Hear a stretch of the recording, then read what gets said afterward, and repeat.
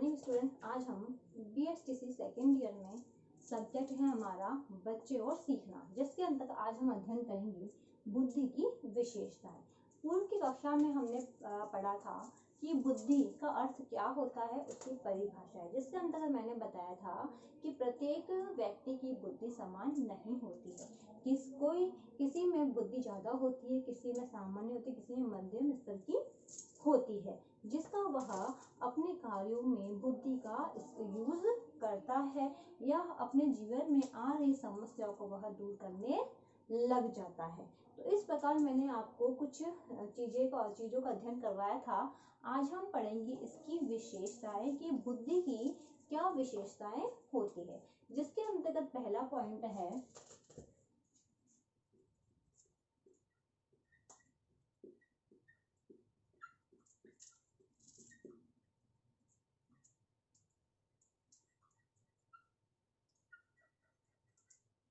कि पहली विशेषता है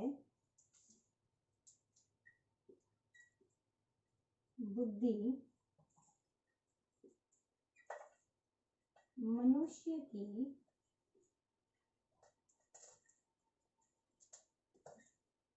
जन्मजात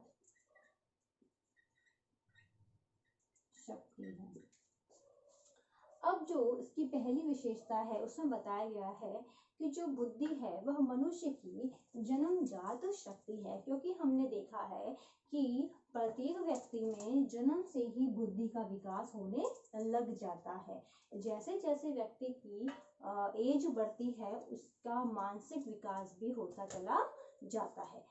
इसके अंदर हम देखते हैं कि जो मनुष्य की जो बुद्धि होती है वो जन्म से ही होती है, चाहे वह कम विकसित होती है, यह जैसे बच्चा बड़ा होता है उसकी बुद्धि का विकसित होता रहता है। तो इस प्रकार हम कैसे कह सकते हैं कि जो बुद्धि है वह क्या है, जन्मजात है। अब नेक्स्ट पॉइंट है बुद्धि मनुष्य को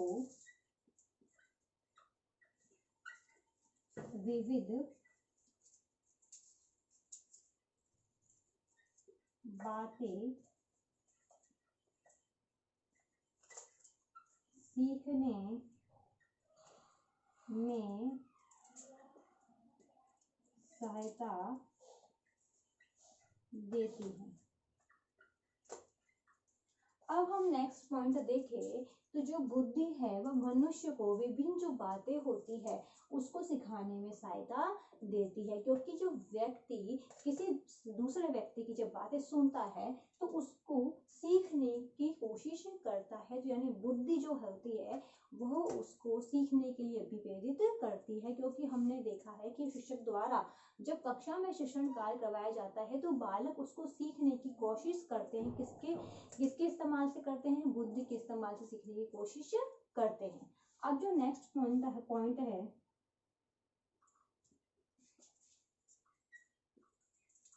बुद्धि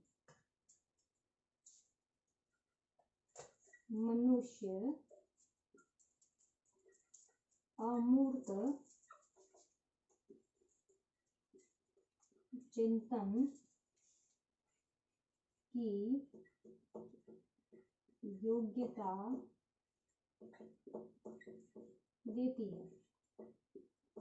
अब हम देखते हैं जो बुद्धि है वह मनुष्य अमूर्त चिंतन की योग्यता देती है, क्योंकि हम ये कहे कि जो हमारे सामने जो प्रत्यक्ष चीज है उसके बारे में व्यक्ति सोचे या जाने, ऐसा नहीं है। मनुष्य द्वारा अमूर्त चिंतन भी किया जाता है। जो चीज नहीं देखी जाती है उसको भी व्यक्ति चिंतन करता है, सोचता है, क्योंकि हमने देखा है कि हम फॉरेन कंट्री कई बार होता है कि हम नहीं घूम सकते, परंतु हम उसका चिंतन कर सकते हैं, हम इमेजिन कर सकते हैं। तो हम देख सकते हैं कि जो चीज़ हमने देखी नहीं है ना कर सकते हैं उसका चिंतन एक मनुष्य द्वारा बुद्धि के इस्तेमाल से व्यक्ति करता है।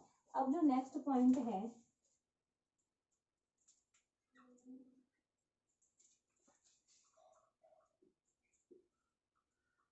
बुद्धि पर वंशानुक्रम और वातावरण का प्रभाव पड़ता है।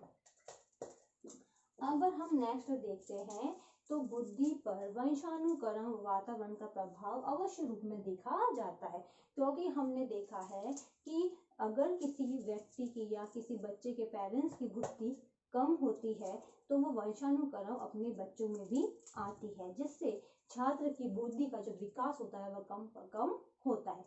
इसके साथ साथ देखें तो वातावरण का भी प्रभाव पड़ता है। जैसे आसपास के लोग जिनकी बुद्धि लेवल बहुत कम है और उस स्तर के लोग आसपास रहते हैं या जिसके संग वो खेलता है, उठता है, बैठता है, तो उसकी बुद्धि का विकास वैसे ही होता है। इसलिए हम छोटे बच्चों को इस प्रकार के गेम सिखाते हैं या हम खिलौने के माध्यम से छात्रों को पढ़ना सिखाते हैं, काउंट करना सिखाते हैं, जिससे जो बालक है उनकी बुद्धि तेज हो सके। तेज होने के लिए हम बच्चों को खिलौने से खेलने को देते, इसलिए उनकी बुद्धि है जो तेज विकसित हो सके।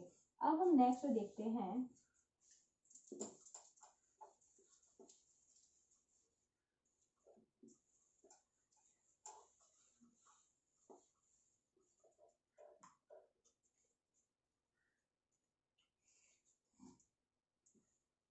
मनुष्य बुद्धि द्वारा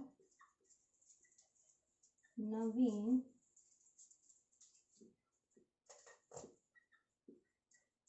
परिस्थितियों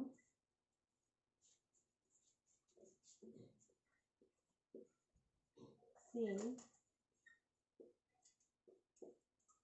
समायोजन करने में सहायक है। अगर हम नेक्स्ट देखें तो मनुष्य बुद्धि द्वारा जो नवीन परिस्थितियां से समायोजन करने में सहायक होती है, क्योंकि हमने देखा है कि जब व्यक्ति के सामने कोई नई परिस्थितियां चुनौतियां आती है तो उसको बुद्धि के इस्तेमाल से उसमें रहने की कोशिश करता है कि क्योंकि हमने देखा है कई बार जब व्यक्ति नई जगह पे भी जाते हैं तो वह धीरे धीरे शुरुआत में उन्हें काफी प्रॉब्लम आती है, पर धीरे धीरे वह उसमें एडजस्ट होना सीख जाते हैं। अब जो नेक्स्ट है वह है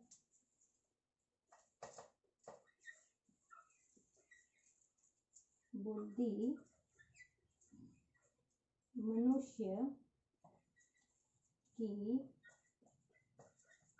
कठिन परिस्थितियों और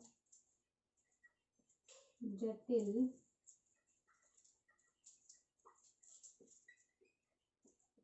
समस्याओं सुगम बनाती है। अगर हम देखें तो बुद्धि मनुष्य की कठिन परिस्थितियों और जटिल समस्याओं को सुगम बनाती है। यानी हम देखें तो मनुष्य बुद्धि के द्वारा जो उसकी परिस्थितियां हैं, चाहे वो मुश्किल समय में हो या कठिनाइयां आ रही है, समस्या आ रही है, तो उसको भी आसान बनाते, क्योंकि व्यक्ति बुद्धि के कारण अपना अच्छा बुरा किस प्रकार से कार्य करना उसको वह सोच सकता है। अब जो नेक्स्ट है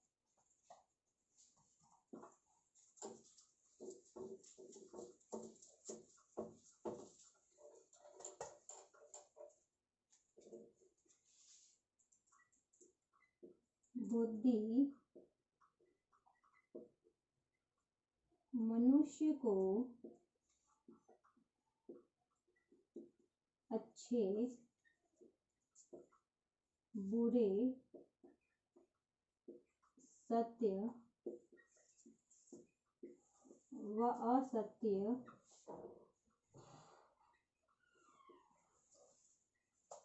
कार्यों में अंतर करने की योग्यता देता है। आगे हम देखें तो बुद्धि मनुष्य को अच्छे बुरे सत्य असत्य कार्यों में अंतर करने की योग्यता देता है, क्योंकि व्यक्ति क्या करता है, अपनी बुद्धि को यूज करते हुए बुद्धि को यूज करते हुए उसका अच्छा क्या है, बुरा क्या है, सत्य क्या है, असत्य चीजों को जानकर वह उसमें अंतर स्पष्ट कर सकता है, क्योंकि व्यक्ति स्वयं का हमेशा अच्छा ही चाहता है, अच्छे कार्य को ही करना सीखता है। तो वो किसके द्वारा करता है, बुद्धि के द्वारा करता है। अब इससे संबंधित आज का आपका गृह कार्य है।